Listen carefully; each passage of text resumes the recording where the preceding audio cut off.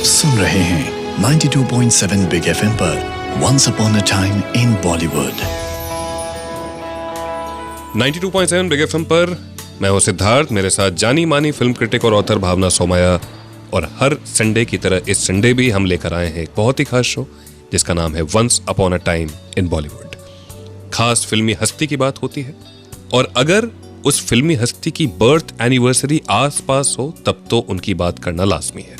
ऐसे ही एक जादूगर संगीतकार जोड़ी कल्याण जी आनंद जी, कल्याण जी की बर्थ एनिवर्सरी गए 30 जून को थी, तो आज बात उस बेहतरीन संगीतकार जोड़ी कल्याण जी आनंद जी की। भावना जी, आपसे पूछना चाहूंगा कि जब भी कल्याण जी आनंद जी का नाम आप सुनती हैं आपके जहन में क्या आता है?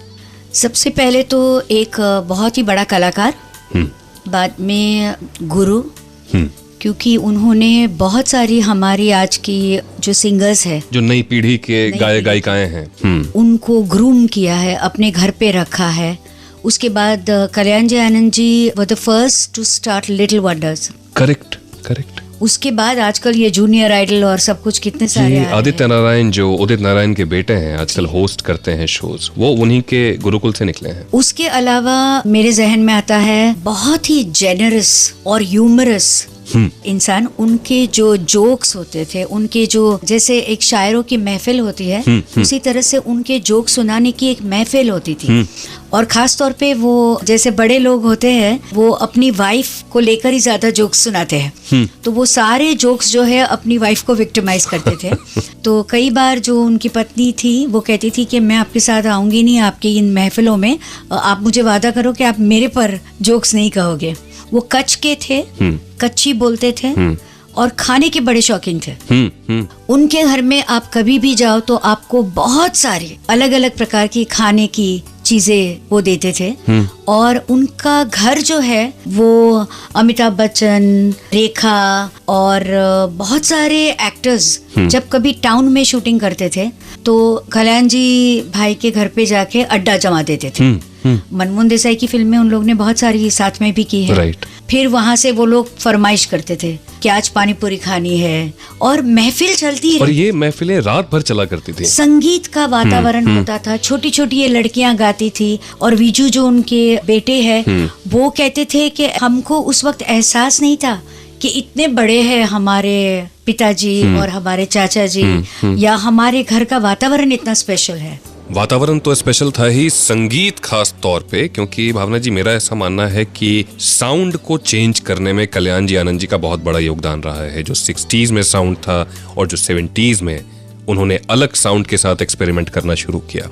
और ये सारी बातें करने के लिए अगर आनंद जी खुद हो हमारे साथ तो क्या बात है। तो बस थोड़ी देर में आनंद जी अपने संगीत के बारे में बताने वाले हैं और अपने पार्टनर और बड़े भाई कल्याण जी को याद करने वाले हैं। और आज बात हो रही है जिनके गानों पर आज भी हम खो जाते हैं, मदहोश हो जाते हैं, जादू है कल्याण जी आनंद जी की बात, क्योंकि गए 30 जून को कल्याण जी भाई की बर्थ एनिवर्सरी थी। भावना जी, आप तो दोनों से मिल चुकी हैं, कैसे लगते हैं वो दोनों आपको? एक बहुत ही मजेदार किस्सा है। मैं बहुत ही न्यू थी अपने काम में और मुझे भेजा गया फिल्म सेंटर के रूना लैला आ रही है और उनकी रिकॉर्डिंग हो रही है, तो आप थोड़ा कुछ देखो सुनो और आके उस पर रिपोर्ट लिखिए। मैं वहां पहुंच गई और बैठी थी, एक बाहर बेंच सा था और कल्याण जी भाई और आनंद जी भाई ऐसे टहल रहे थे। जो टाइम दिया गया था रूना लैला अभी तक आई नहीं थी, तो कुछ घर के ही लोग पूछ रहे थे कि नहीं आएगी तो क्या करेंगे, और वो लोग गुजराती में बात कर रहे थे। उनको पता नहीं था कि मैं गुजराती हूँ। कल्याण जी भाई ने कहा आनंद जी भाई से कि नहीं आवे तो कोई भी उभा કરીને कही देसु कि आ रूना लैला छे, कोने जोई छे। तो मैं हंस पड़ी। तो उन्होंने मेरे सामने देखा और बोला कि समझ गई। तो मैंने कहा जी। तो उसने कहा कि यहाँ कौन जानता है, कितने लोग बैठे हैं, किसको मालूम है कौन रूना लैला है, कोई भी गाएगा चली जाएगी, बाद में जब आएगी तो गवा देंगे। तो ये इज द एसेंस ऑफ कल्याण जी भाई जी। बहुत ही स्पिरिटेड थे और उसका ये जो सेल्फ कॉन्फिडेंस था वो ही उसके सक्सेस की बुनियाद है। और आनंद जी भाई का स्वभाव उनसे अलग है। आनंद जी भाई मैं कहूंगी कि बहुत आदर करते हैं अपने बड़े भाई का और बहुत ही हंसमुख है वो भी। उनको बहुत कम लोग जानते हैं कि उनको बहुत ज्यादा हॉरोस्कोप, एस्ट्रोलॉजी, ये सारी विद्या है और रिश्ते में बड़े पक्के हैं। बिल्कुल। जिसके साथ एक बार रिश्ता बना लेते हैं तो वो आखिर तक निभाते हैं। ये जो म्यूजिकल नाइट्स भी शुरू हुई थी वो कल्याण जी आनंद जी ने बिल्कुल, बिल्कुल। बहुत आगे बड़े पाए पे की थी। अमिताभ बच्चन के साथ कितनी सारी म्यूजिकल नाइट्स उन्होंने की है। जब अलका याग्निक छोटी बच्ची थी तब वो उनके साथ मेरे अंगने में गाती थी। फिर अलका याग्निक बड़ी हो गई और बाद में वो लोग लिटिल वंडर्स लेकर जाते थे जब कल्याण जी नहीं रहे तब। एक और बहुत अच्छा सा जोक है, मेरे एडिटर ने एक बार देखा कि एक राइटर ने कल्याण जी भाई का नाम लिखते लिखते BHAI जब भाई आता है तो उसको जैसे आइटैलिक्स में डाल दिया। Okay. तो समझाया कि ये वो गुजराती लोग जो भाई लगाते हैं वो नहीं है, उसका नाम कल्याण जी भाई और आनंद जी भाई है। और बहुत ही ज्यादा हंसमुख और बहुत ही ज्यादा सरल इंसान रहे दोनों। कल्याण जी भाई थोड़े से सीरियस थे, थोड़े से, लेकिन उनका सेंस ऑफ ह्यूमर कमाल का था। आनंद जी भाई थोड़े ज्यादा मुंहफट हैं, बोलते हैं, लेकिन सेंस ऑफ ह्यूमर उनका भी कमाल का है। हर बात पर हंसी आ सकती है, लेकिन ये कहने के बावजूद ये कहना बहुत जरूरी है कि अपने काम को लेकर हमेशा बहुत बहुत सिंसियर रहे।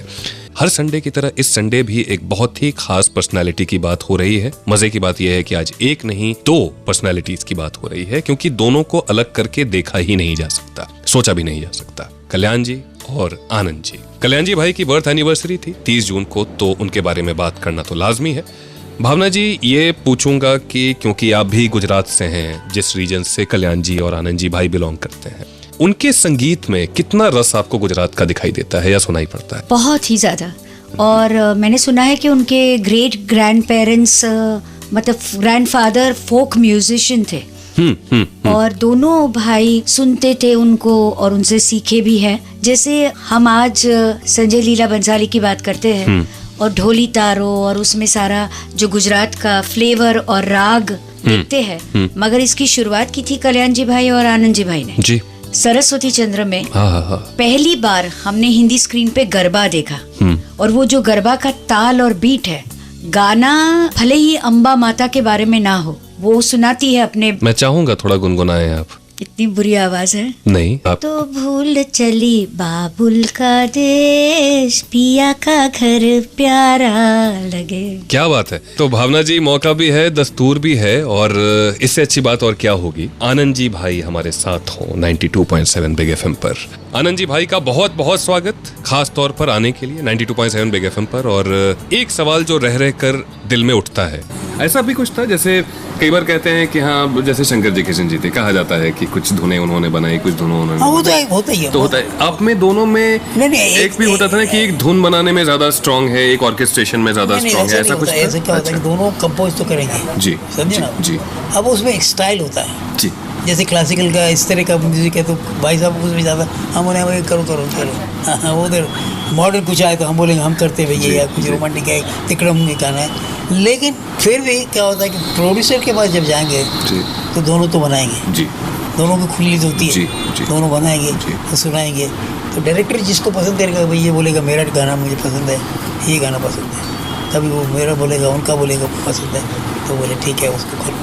उसमें फिर आर्ग्यूमेंट नहीं था जी कि भाई ये क्या है यार, इसे तो मैंने अच्छा बनाया, ये नहीं, ये दोनों माल एक कंपनी का ही है, अलग अलग ही है।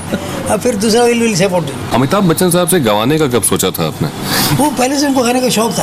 अच्छा। लेकिन हिम्मत जो होती है ना वो अलग होती है। सही होता था। अभी जैसे मुकेश जी ने राज साहब के लिए गाने गाए, लेकिन फास्ट नंबर आता था तो उनके भी जहन में नहीं आता था, वो मन्ना डे आते थे, मन्ना डे आते थे, तो हमने ये चालू कर दिया। करेक्ट। वो कहते हैं कल्लू कवाला और ये अपना डम डम डी गाड़ी का, वो खुद बोले यार भाई ये मेरा गाना नहीं, बोले आपको क्या मालूम, आपको क्या आता है, तो ये अपना कॉन्फिडेंस होता है। जी जी। तो ऐसे कई चीजों में पायोनियर रहे हैं कल्याण जी आनंद जी भाई। कब डिसाइड किया कि अब म्यूजिक नहीं देना है फिल्मों में, कुछ और करना है, सिखाना है, स्कूल खोलना है? गए 30 जून को कल्याण जी की बर्थ एनिवर्सरी थी, तो आज उन्हें सेलिब्रेट करते हुए हमारे साथ आनंद जी भाई हैं। लेकिन उससे पहले भावना जी, आपसे पूछूंगा मैं कि अलग अलग दशकों में अलग अलग तरीके का म्यूजिक दिया कल्याण जी आनंद जी भाई। 80s की क्या यादें हैं जब आप कल्याण जी आनंद जी को सोचती हैं? तो कल्याण जी आनंद जी ने हर दशक में अपने आप को री इन्वेंट किया और एक यूथफुलनेस उनके म्यूजिक में आती गई।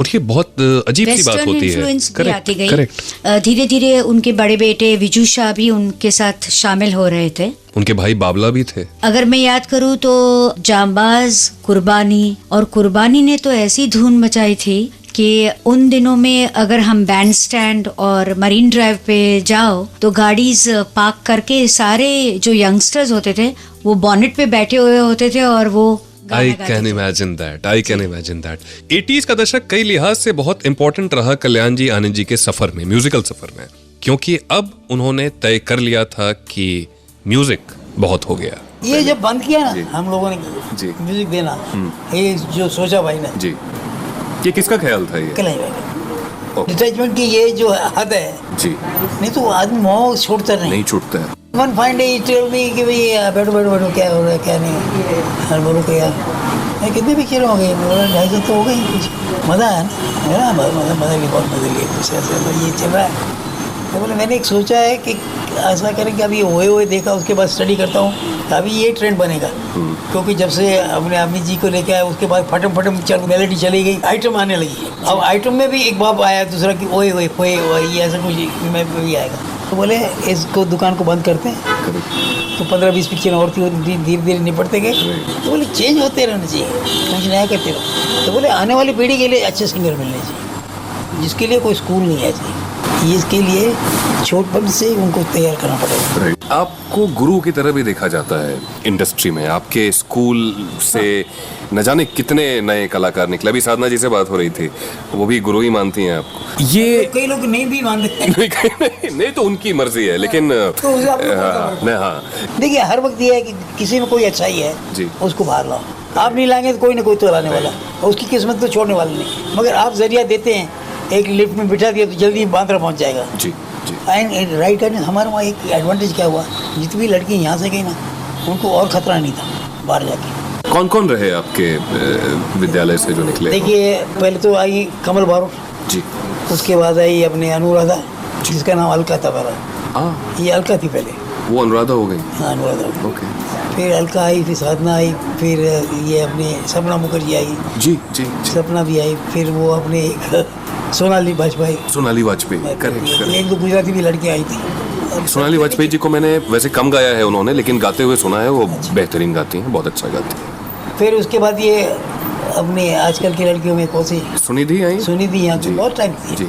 इसको तो यहाँ रखा था मंदिर में जी जी जी, यहाँ पे रखा था उसको। फिर ये कौन सी दूसरी गोसाई, श्रेया घोषाल जी जी। अब और के सर जो मेरे बच्चे थे इनमें से साले चल पड़े मेरे को ताजुब लगता है, और पलक उछाल। तो ये सारे बड़े कलाकार जिन्हें हम आज चाहते हैं जानते हैं, वो कल्याण जी आनंद जी के स्कूल से निकले। इनमें से 2 हमारे साथ होने वाले हैं, साधना सरगम और विजू शाह। उनका भी कमाल रहा है, आपके बहुत ज्यादा पसंदीदा, मेरे बहुत ज्यादा फेवरेट। और सिर्फ संगीतकार जोड़ी के हिसाब से नहीं देखते हैं हम उनको, वो गुरु भी रहे और बेहतरीन इंसान भी। कल्याण जी भाई, आनंद जी भाई, उन्हीं की सिखाई हुई एक शिष्या और मेरी बहुत ही ज्यादा फेवरेट साधना सरगम। मैं पहले आपसे जानना चाहूंगा कि आप साधना सरगम को किस तरीके से देखती हैं? कल्याण जी भाई से उनके बारे में बहुत ज्यादा तारीफ सुनी है, विजू भी उनकी बहुत तारीफ करते हैं। एक साधना का गाना है जो मुझे बहुत पसंद है, चुपके से, जो गुलजार साहब का है, बेहद सुंदर, बहुत खूबसूरत और सीधा दिल में उतरता है वो गाना। तो इससे अच्छी बात क्या होगी कि कल्याण जी आनंद जी भाई की बात चल रही है और साधना सरगम 92.7 बिग एफएम पर हमारे साथ हों। मैं अपने आप को बहुत खुशकिस्मत समझती हूँ, बहुत लकी हूँ मैं कि इतना अच्छा गाइडेंस मुझे उन्होंने दिया, इतना समय निकाला और इतना कुछ बताया, इतना कुछ गाने गवाए। तो एज अ म्यूजिक डायरेक्टर कमाल के थे और बहुत मुझे लगता है कि वर्सटैलिटी वो खुद पसंद करते थे, हिट गाने दिए हैं। उनका एज अ म्यूजिक डायरेक्टर मैंने देखा है कि बाकी के जो बड़े म्यूजिक डायरेक्टर्स हैं या उनके टाइम के या उनके पहले, बहुत उनमें वो बहुत सुनते थे और उनकी अच्छाइयाँ या उनकी खासियत जो होती है वो भी शेयर करते थे या बताते थे, देखो ये कितना अच्छा है, इनका कैसे है। एक इंसान के तौर पे किस तरीके के थे? बहुत सरल किस्म के इंसान, ऐसा सुनने में आता है। बहुत अच्छे थे और बहुत उनको हंसाने का बहुत शौक था। वो कहते थे कि मुझे, मेरे आसपास जो लोग हैं, अगर थोड़ी देर में एक लाफ्टर नहीं आए तो मुझे खुद को अनईजी होता है, ऐसे वो कहते थे। इसलिए उनकी महफिल में हमेशा रौनक लगी रहती थी, बहुत एनर्जी आसपास होती थी उनके। और जितने भी सिंगर सिंगर सीखे हैं या उनके पास जाते थे तो उनके म्यूजिक हॉल पे या उनके आसपास कितने हास्य कवि या कॉमेडियंस आते, उनसे मिलते थे, उनसे कई देर मतलब बहुत देर तक बातें और उनकी महफिल चलती रहती थी। पहली रिकॉर्डिंग हर किसी को याद होती है, तो कल्याण जी आनंद जी के साथ पहली रिकॉर्डिंग की क्या याददाश्त है आपकी? कातिलों की कातिल फिल्म एक आई थी, उसमें मुझे बैकग्राउंड में कुछ 4 लाइंस गवाई थी। उसके बाद उन्हें जो फुल सोलो गाना गवाया वो फिल्म रुस्तम थी और उसमें दूर नहीं रहना तेरे संग संग रहना, ये सोलो गाना था। और कितने गाने गाए आपने कल्याण जी आनंद जी के लिए? बहुत गाने गाए। मुझे यही लगता है कि नए गायक गायिकाओं को उन्होंने इतना अच्छा मौका दिया, अच्छे अच्छे गाने गवाए। जैसे पहले उन्होंने मुझे कुछ गाने ऐसे दिए, जैसे नीले नीले अंबर मैंने भी गाया है क्योंकि किशोर दा का वो गाना है, बट उस ट्रैक पे मुझे उन्होंने गाने का मौका दिया तो मुझे भी एक अनुभव मिल गया कि किशोर दा का ये गाया हुआ मैंने सुन के फिर वो मैंने गाया। फिर विधाता, नास्तिक और हर किसी को नहीं मिलता वो जांबाज का गाना है और त्रिदेव में गाए, और जांबाज का गाना तो लंदन में रिकॉर्ड करवाया था, तो बहुत एक अलग अनुभव रहा मेरे लिए। बिल्कुल। थोड़ी देर में जुड़ेंगे हमारे साथ विजू शाह, खुद भी एक बेहतरीन कंपोजर, अलग तरीके का साउंड लेकर आए हिंदी फिल्म इंडस्ट्री में।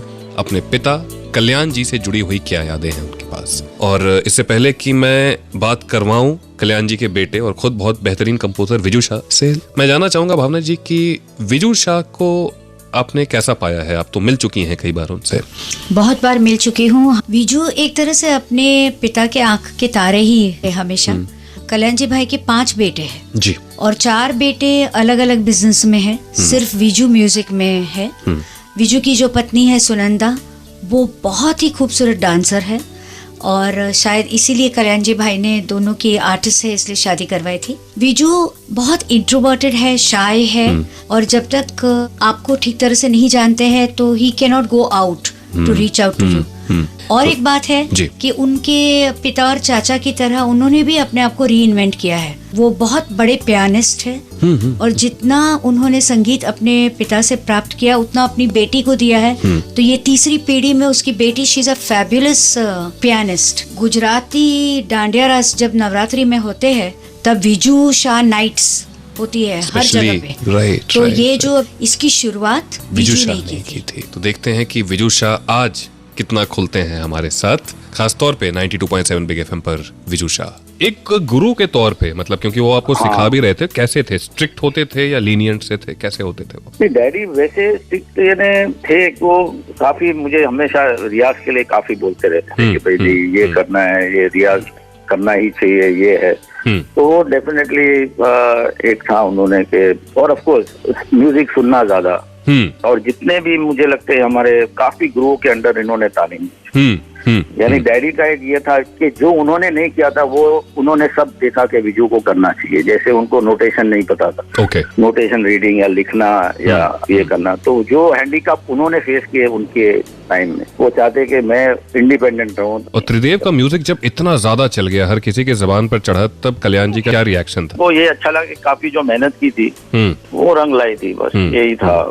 मुझे मोहरा आई और एक फिल्म जिसके बारे में बात कम होती है, मुझे उसका म्यूजिक बहुत पसंद है, केतन मेहता साहब की फिल्म आर्या पार। बेहतरीन संगीत है, मतलब, और वैरायटी कितनी ज्यादा है उसमें। इन सब फिल्मों के बाद क्या लग रहा था? Kalyan ji was a contented man, happy man, कि उनको पता है कि भाई वो अपने हिसाब से काम कर रहा है। लेकिन उनका हमेशा ये था कि विजू काफी डिफिकल्ट गाने बनाता है, ये उनका हमेशा उनकी एक कंप्लेंट रहा करती। और दूसरी एक बात उनकी जो हमेशा वो मुझे कि भाई कोई भी नया टैलेंट हो, अगर आप में उन्हें थोड़ा सा भी स्पार्क लगता है जी, डेफिनेटली प्रोत्साहित करना चाहिए। तो न सिर्फ एक बेहतरीन म्यूजिक डायरेक्टर जोड़ी, चैरिटी में भी बहुत आगे, नए टैलेंट्स को प्रोत्साहन देने में बहुत आगे कल्याण जी आनंद जी। एक श्रद्धांजलि कल्याण जी भाई को, और उनका जो संगीत रहा है वो हमेशा हमारे कानों में मिश्री घोलता रहेगा, और कल्याण जी आनंद जी का म्यूजिक हमेशा हिट था और हिट रहेगा। 92.7 बिग एफएम पर अगले रविवार एक और फिल्मी हस्ती की कहानी लेकर आ जाएंगे। मैं सिद्धार्थ और मेरे साथ भावना सोमया जी। तब तक सुनते रहिए once upon a time in Bollywood, only on 92.7 big FM.